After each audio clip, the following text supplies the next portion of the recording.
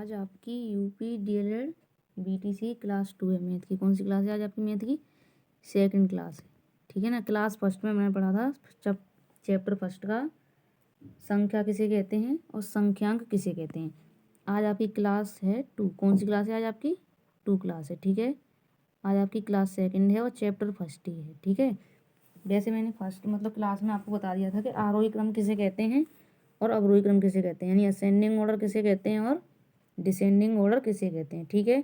एक बार फिर से इसमें रिवाइज कर लेते हैं असेंडिंग ऑर्डर और डिसेंडिंग ऑर्डर को।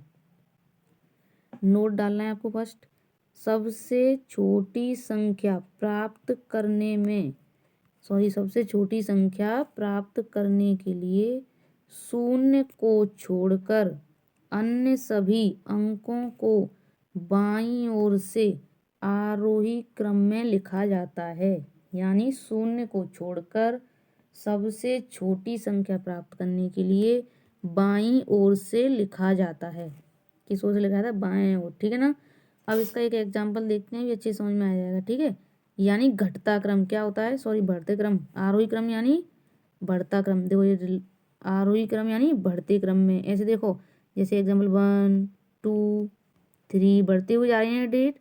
4 ये क्या हो रही है आपकी डेट? बढ़ती हुई जा रही है। ठीक है। यानी आरोही क्रम यानी बढ़ता क्रम। ठीक है। बढ़ते क्रम में। इसकी एक और डिफाइन है, आपको वो दिखा देते हैं। देखो, बढ़ता क्रम आरोही अवरोही क्रम है। आरोही क्रम ये देखो, यानी छोटी संख्या से बड़ी संख्या की ओर जाना ही आपका क्या कहलाता है? आरोही क्रम कहलाता है। अवरोही क्रम नहीं, क्या कहलाता है? आरोही क्रम कहलाता है। यानी छोटी संख्या से बड़ी संख्या की ओर जाना ही आरोही क्रम या बढ़ता क्रम कहलाता है। क्या कहलाता है? आरोही क्रम या बढ़ता क्रम। और इंग्लिश में इसकी नेमिंग करते हैं तो असेंडिंग ऑर्डर। क्या बोलते हैं? Ascending order. यानी छोटी संख्या से बड़ी संख्या की ओर जाना ही आपका आरोही क्रम या असेंडिंग ऑर्डर कहलाता है, या असेंडिंग ऑर्डर कहते हैं। ठीक है। अब जैसे देखो 2 8 15 740, यानी 2 8 15 740। ठीक है। आपको नंबर नेम अंकों शब्दों से अंकों में लिखने के लिए आएंगे तो पेपर में हिंदी में नेमिंग लिखनी है, ना कि इंग्लिश में नहीं लिखा जाएगा, हिंदी में लिखे जाएंगे वहाँ पे। ठीक है ना। ऐसे नहीं लिखना है कि 240 ऐसे नहीं लिखना, सिर्फ हिंदी में नेमिंग। किस में लिखनी है? हिंदी में नेमिंग। ठीक है। आपको समझ में आया? आरोही क्रम यानी छोटी संख्या से बड़ी संख्या की ओर जाना ही आरोही क्रम कहलाता है, असेंडिंग ऑर्डर कहलाता है। ठीक है। अब हम चलते हैं अवरोही क्रम यानी डिसेंडिंग ऑर्डर। आपका क्लास 1 में मैंने बता दिया था कैसे करते हैं। ठीक है। यहाँ पे थोड़ा जल्दी से पढ़ लेते हैं, आगे ही पढ़ना है हमें। ठीक है। अब देखो, सबसे बड़ी नोट 2 डालना है आपको। सबसे बड़ी संख्या प्राप्त करने के लिए दिए गए अंकों को बाईं ओर से अवरोही क्रम में लिखा जाता है। सबसे बड़ी संख्या प्राप्त करने के लिए दिए गए अंकों को बाईं ओर से अवरोही क्रम में लिखा जाता है। यानी अवरोही क्रम क्या होता है आपका? घटता क्रम। क्या होता है अवरोही क्रम? यानी घटते क्रम में। क्या होता है अवरोही क्रम? यानी घटते क्रम में। यानी सबसे पहले 7 मान लो। ठीक है। फिर उससे 6, फिर 5, फिर 4, ऐसी आपकी घटते क्रम में। सबसे पहले बड़ी डेट, फिर उससे छोटी, फिर उससे छोटी। ठीक है। समझ में आ गया अवरोही क्रम? अब देखते हैं इसका एग्जाम्पल। यानी घटता क्रम क्या होता है? घटता क्रम। देखो, अवरोही क्रम को क्या कहते हैं? घटता क्रम या फिर डिसेंडिंग ऑर्डर इंग्लिश में बोलते हैं। क्या बोलते हैं? मीन इसका इंग्लिश में क्या होता है? Descending order. यानी बड़ी संख्या से छोटी संख्या की ओर जाना। अभी मैंने बताया था आपको 7 6 5 4 3। बड़ी संख्या से छोटी संख्या की ओर जाना ही अवरोही क्रम या घटता क्रम कहलाता है। ठीक है। क्या कहलाता है? अवरोही क्रम या घटता क्रम कहलाता है। ठीक है। एग्जाम्पल देखो इसका। 7 790 360 270 34। यानी बड़ी संख्या सबसे बड़ी 700 यानी 790, फिर उससे छोटी 360, फिर उससे छोटी 270, फिर उससे छोटी 34। क्या हो गया आपका? अवरोही क्रम यानी बड़ी संख्या से छोटी संख्या की ओर जाना ही आपका अवरोही क्रम कहलाता है, डिसेंडिंग ऑर्डर या घटता क्रम कहलाता है। ठीक है। अब चलते हैं हम अंकों अवरोही क्रम और आरोही क्रम के एक दो एग्जाम्पल देख लेते हैं। ठीक है, अवरोही क्रम या आरोही क्रम के उदाहरण। देखो नंबर 1 एग्जाम्पल, इसमें आपको एग्जाम्पल दिया है, डेट दी है 5, 7, 3, 6, 2। अब आपको कहा जाएगा इसको लगाना है आपको आरोही क्रम में और अवरोही क्रम में, दोनों में लगाना है। कैसे लिखना है आपको, असेंडिंग ऑर्डर में भी लिखना है और डिसेंडिंग ऑर्डर में भी लिखना है। ठीक है, एग्जाम्पल यहाँ से आपका 1-2 नंबर का आता है पेपर में। ठीक है, आरोही क्रम में लगाओ, अवरोही क्रम में लगाओ, या आरोही क्रम किसे कहते हैं, अवरोही क्रम किसे कहते हैं, तो अच्छे से पढ़ लेना है। ठीक है, देखो मैथ में सब्जेक्ट आपको रटना नहीं है, सिर्फ समझना है। समझने के लिए होता है मैथ, ना कि रटने के लिए। ठीक है, साथ के साथ समझते जाओ। जो समझ में ना आए उसे कमेंट बॉक्स में कमेंट करके बताएं। देखो आरोही क्रम में लगाना है। अब सबसे पहले किसमें लगाएंगे, असेंडिंग ऑर्डर में। तो असेंडिंग ऑर्डर में बताया था अभी, यानी छोटी संख्या से बड़ी संख्या की ओर जाना ही आरोही क्रम कहलाता है। छोटी संख्या से बड़ी संख्या की ओर जाना ही आरोही क्रम कहलाता है। ठीक है, अब इसमें देखेंगे सबसे छोटी संख्या डेट कौन सी है आपकी, 2। सबसे पहले 2 लिख लिया, फिर उससे बड़ी 3, 3 लिख लिया, फिर उससे बड़ी 5, 5 हो गया। ठीक है, फिर उससे बड़ी 6 है, 6 ले लिया, फिर सबसे बड़ी 7, 7 लिख ली। ठीक है, इसी का उल्टा अवरोही क्रम होता है, यानी इसमें छोटे से बड़े पे चलते हैं और अवरोही क्रम में बड़े से छोटी डेट पे। तो देखो 7 सबसे बड़ा है, फिर 6, फिर 5, फिर 3, फिर 2। ठीक है, समझ में आ गया। अवरोही क्रम क्या होता है आपका, बड़ी डेट से छोटी डेट की ओर जाना, यानी बड़ी संख्या से छोटी संख्या की ओर जाना ही अवरोही क्रम कहलाता है, या अवरोही क्रम, या घटता क्रम, या डिसेंडिंग ऑर्डर। ठीक है, आप 1-2 एग्जाम्पल करना बुक उठा के, अच्छे समझ में आ जाएगा आपको। ठीक है, एक और नेक्स्ट एग्जाम्पल देख लेते हैं हम, सेकंड। ठीक है, आपको एग्जाम्पल नंबर 2 दिया है, 83 यानी 83, 89, 43, 89, 79, 43, 92। ठीक है, अब इसको आरोही क्रम में लगाना है, नहीं असेंडिंग ऑर्डर में। तो सबसे पहले छोटी डेट 43, फिर उससे बड़ी 79, फिर उससे बड़ी 83, फिर उससे बड़ी 92, यानी सबसे बड़ी डेट सबसे लास्ट में आती है। उसी का उल्टा होता है डिसेंडिंग ऑर्डर में, सबसे बड़ी डेट पहले, फिर उससे छोटी डेट, फिर उससे छोटी, फिर उससे छोटी। ठीक है, आ गया समझ में।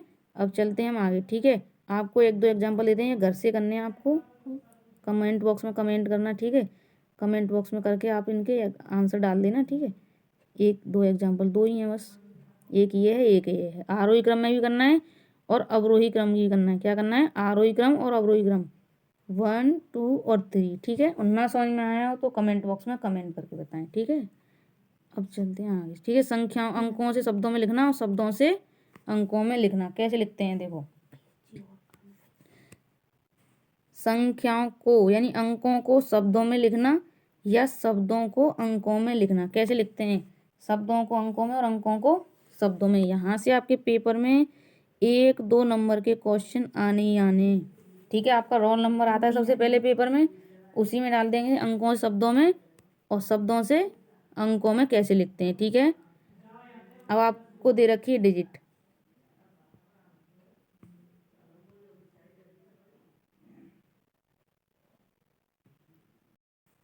अब आपको लिखना है अंकों से शब्दों में और शब्दों से अंकों में लिखना। ठीक है, अभी बताया था मैंने अंकों से शब्दों में कैसे लिखना है और शब्दों से अंकों में कैसे लिखते हैं। ठीक है, आपको यहाँ अंक दे रखा है 39, क्या दे रखा है आपको, डेट दे रखी है 39। तो इसको शब्दों में कैसे लिखेंगे, 39। कैसे लिखेंगे शब्दों में, 39। आपको 1 से लेके 100 तक हिंदी में नंबर नेम की तरह याद कर लेने। ठीक है, अब आपको दे रखा है 527, नेक्स्ट है आपका 527। तो इसको लेंगे 527। 5 नहीं लिखना है, बोलने में आता है 5, पर लिखना है आपको 5। ठीक है, 527। ठीक है, अब आपकी नेक्स्ट डेट चलते हैं। ठीक है, एग्जाम्पल देखो थर्ड, 1335। ये देखो आपको दिख रहा है साहब 100 की फॉर्म में, सॉरी 1000 की फॉर्म में, 1335। क्या लिखना है, क्या है ये, 1325, सॉरी 1325। क्या है, 1325। ठीक है, आगे समझ कैसे लिखते हैं अंकों शब्दों में और शब्दों से अंकों में। अब एक और एग्जांपल देख लेते हैं आपका,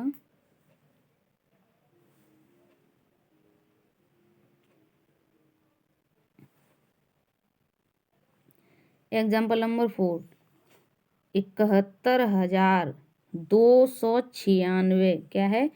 71,296। क्या है आपका? 71,296। ठीक है, 71,296। अब एक एग्जाम्पल देख लेते हैं, लाख वाला जो होता है। ठीक है, एग्जाम्पल नंबर 5, ये क्या लिखा हुआ है आपका? 2,36,761। 2,36,761। समझ में आ गया कैसे लिखते हैं अंकों शब्दों में और शब्दों से अंकों में? आप प्रैक्टिस करेंगे तो अच्छे समझ में आ जाएगा। और ठीक है, अब हम चलते हैं शब्दों से अंकों में लिखना। शब्दों में दे रखा है और उसे अंकों में लिखना है। ठीक है, शब्दों में दे रखा है और उसे अंकों में लिखना है। 65,328। कैसे लिखेंगे? 65,328। क्या लिखेंगे? 65,328। अब आपको शब्दों में दे रखा है और अंकों में लिखना है। ठीक है, 21,080। क्या लिखा हुआ है? 21,080। ठीक है, कैसे लिखना है? 21,080। अब आपको नेक्स्ट एग्जाम्पल लेते हैं।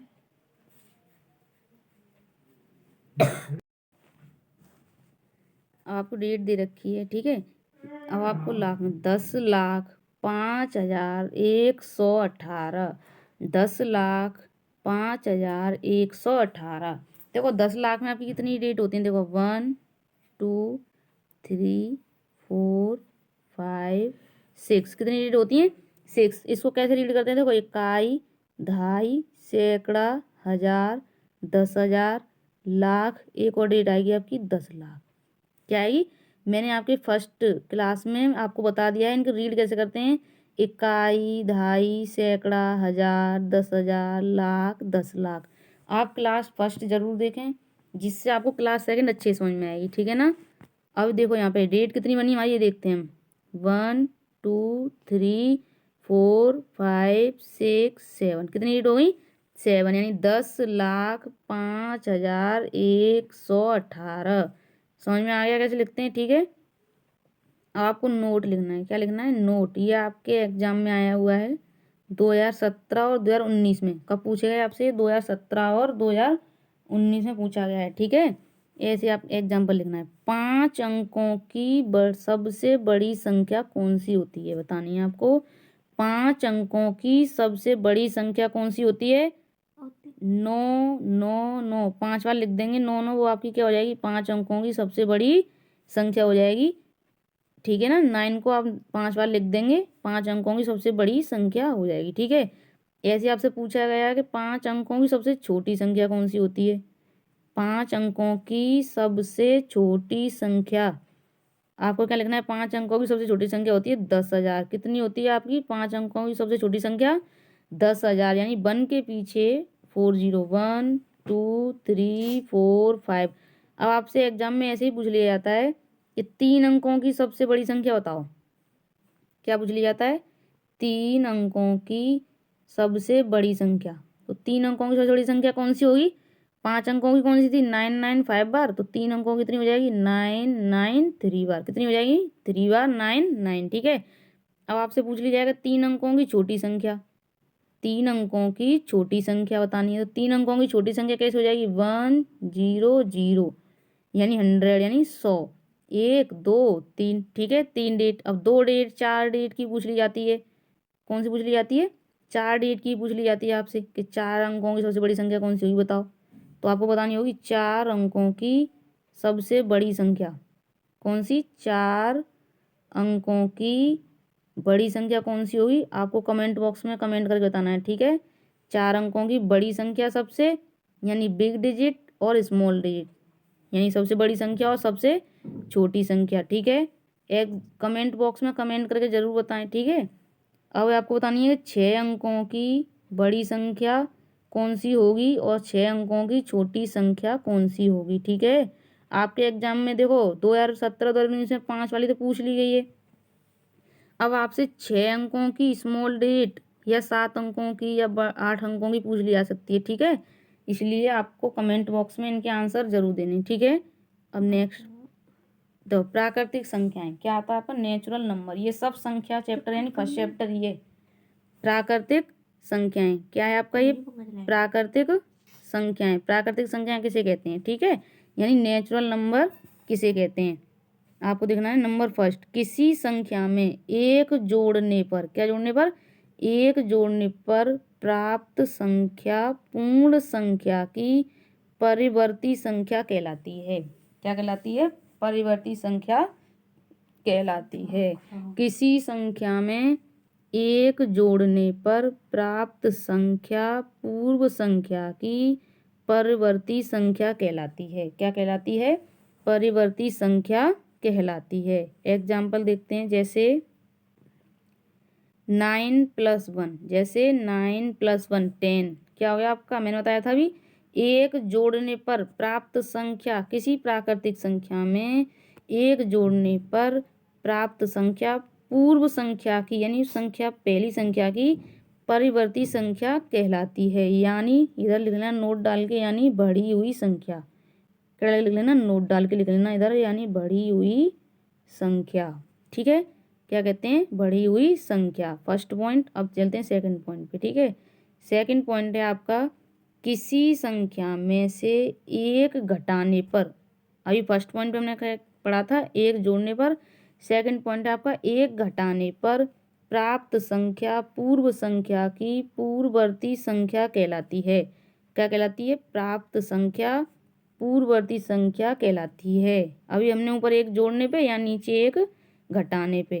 तो एग्जाम्पल 9 - 1 1, क्या आ गई आपकी, पूर्ववर्ती संख्या, यानी एक संख्या पहली।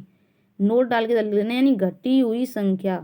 क्या लिखना है नोट डाल के, घटी हुई संख्या या पहले की संख्या, घटी हुई संख्या या पहले की संख्या। अब आपको लिखना है थर्ड पॉइंट और फोर्थ पॉइंट आपके मोस्ट इंपोर्टेंट हैं। थर्ड और फोर्थ पॉइंट आपके क्या हैं, मोस्ट इम्पोर्टेंट हैं। एक सबसे छोटी प्राकृतिक संख्या है, पूछ लिया जाता है एक कैसी संख्या है, प्राकृतिक संख्या है। ऐसे भी दे देते हैं एक प्राकृतिक संख्या है सबसे बड़ी सबसे छोटी, तो आपको बताना है एक सबसे छोटी प्राकृतिक संख्या है। आपके इस लाइन में ही दो क्वेश्चन बन गए, क्या बन गए आपके, 2 नंबर के क्वेश्चन बन गए इस लाइन में। ठीक है, इसीलिए थर्ड और फोर्थ पॉइंट आपके मोस्ट इम्पोर्टेंट हैं। एक सबसे छोटी प्राकृतिक संख्या है। अब फोर्थ पॉइंट पढ़ते हैं, आपको फोर्थ पॉइंट क्या है, एक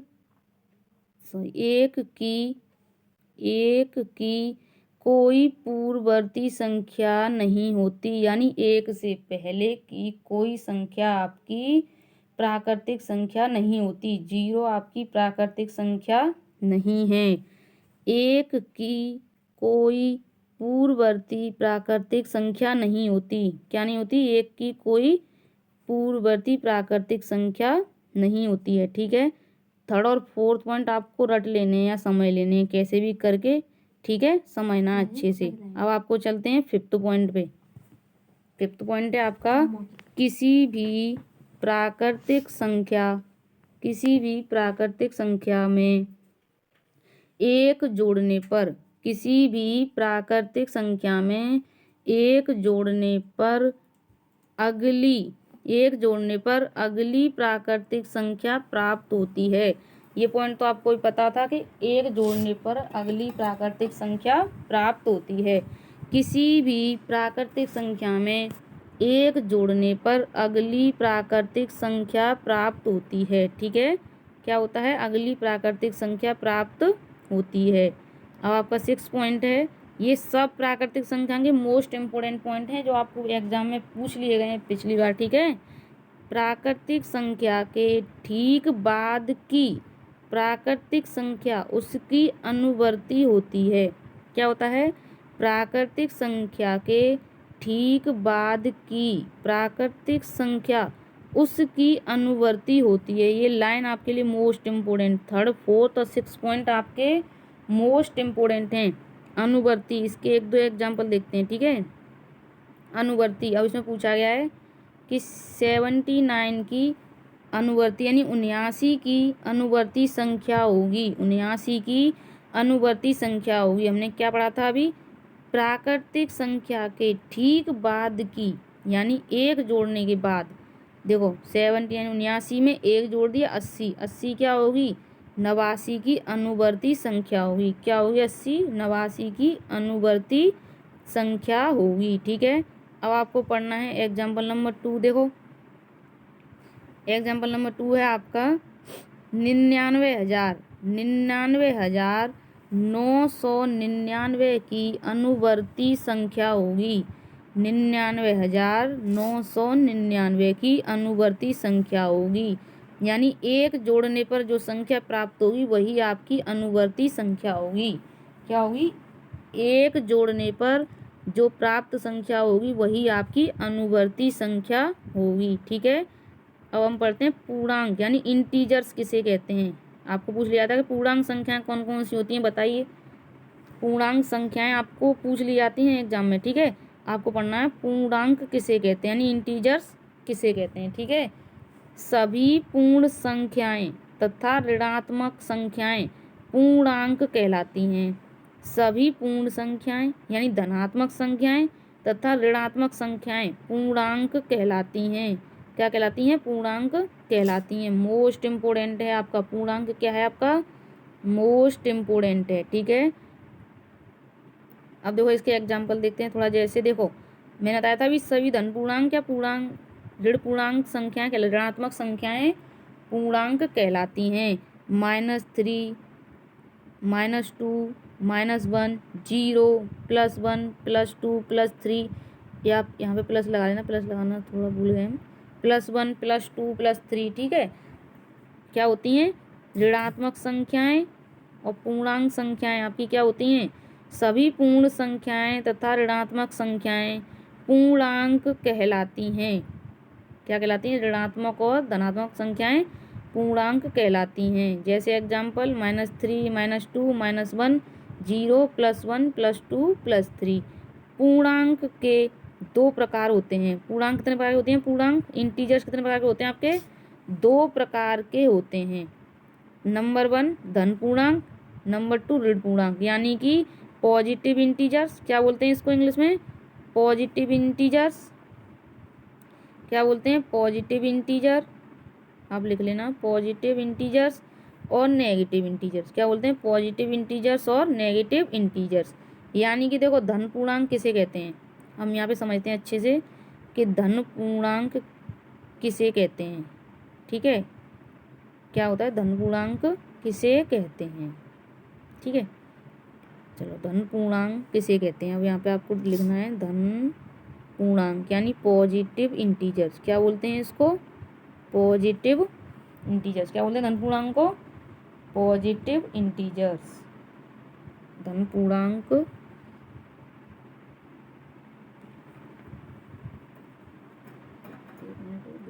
थोड़ा सा, धन पूर्णांक यानी आप लिख लें नोटों में पॉजिटिव इंटीजर्स। कौन कौन से होते हैं आपके पॉजिटिव इंटीजर्स, ये आपको देखना है। धन पूर्णांक क्या होते हैं आपके, धन पूर्णांक। क्या बोलते हैं इंग्लिश में धन पूर्णांक को, थोड़ा सा आप लिख लेना, पेन ऐसी चलती है थोड़ी सी। धन पूर्णांक को क्या बोलते हैं, पॉजिटिव इंटीजर्स। क्या बोलते हैं, पॉजिटिव इंटीजर्स। क्या बोलते हैं, पॉजिटिव इंटीजर्स। पॉजिटिव इंटीजर्स आपको डाल लेना। ठीक है, धन पूर्णांक आपका क्या है, पॉजिटिव इंटीजर्स। पॉजिटिव इंटीजर्स यानी कैसे पता चलता है कि पॉजिटिव इंटीजर्स हैं आपके धन पूर्णांक, कैसे पता चलेगा आपको।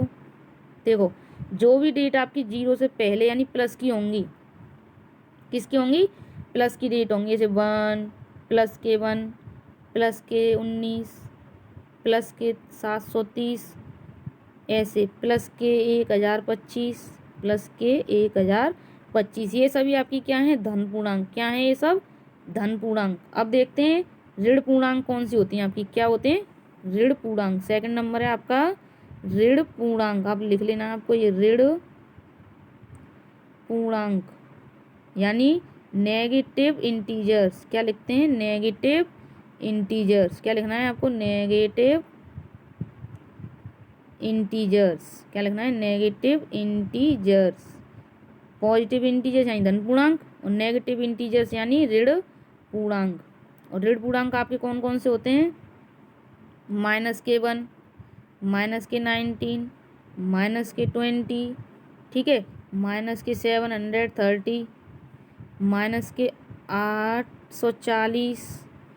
ठीक है, ये आपके होते हैं ऋण पूर्णांक। आपको अच्छे समझ में आ गया ऋण पूर्णांक क्या होता है और धन पूर्णांक किसे कहते हैं। एक और बात देख लेते हैं, आपके धन पूर्णांक यानी पॉजिटिव इंटीजर्स क्या होते हैं। धन पूर्णांक यानी पॉजिटिव इंटीजर्स, ऐसे +1 क्या है आपका, ऐसे +1, प्लस के 19, प्लस के 736 सॉरी, प्लस के 736, प्लस के 1025, ये सब क्या हैं आपके धन पूर्णांक हैं। ठीक है, अब आपको देखना है ऋण पूर्णांक, यानी ऋण पूर्णांक कौन कौन से होते हैं आपके।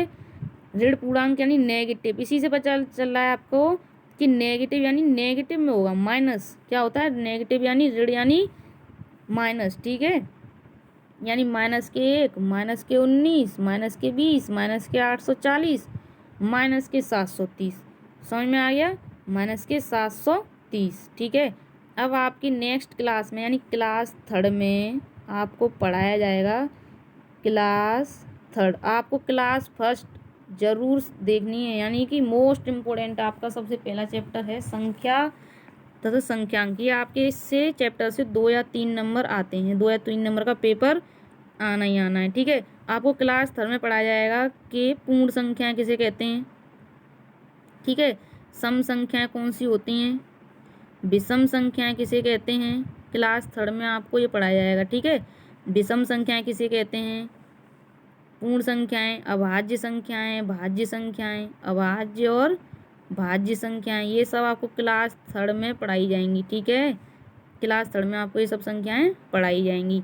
आपका कोर्स जो है मैथ का 1 अप्रैल, कब तक, 1 अप्रैल तक कंप्लीट हो जाएगा। कब तक हो जाएगा, 1 अप्रैल तक कंप्लीट हो जाएगा। ठीक है, आपके जो एग्ज़ाम होने वाले हैं वो अप्रैल या मई में होंगे। कब होंगे, अप्रैल या मई में होंगे। तो आपका मैथ का कोर्स आपको सिर्फ मैथ में समझना है, यानी जो मैंने पढ़ाया है आज आपको उसका रिवीजन करना है, और जो समझ में ना आए यानी कि रिवीजन करना है। जो आपको समझ में ना आए, कोई भी डाउट हो, आप कमेंट बॉक्स में प्लीज़ कमेंट करके बताएं, जिससे आपका डाउट क्लियर, ठीक है, क्लियर हो जाए।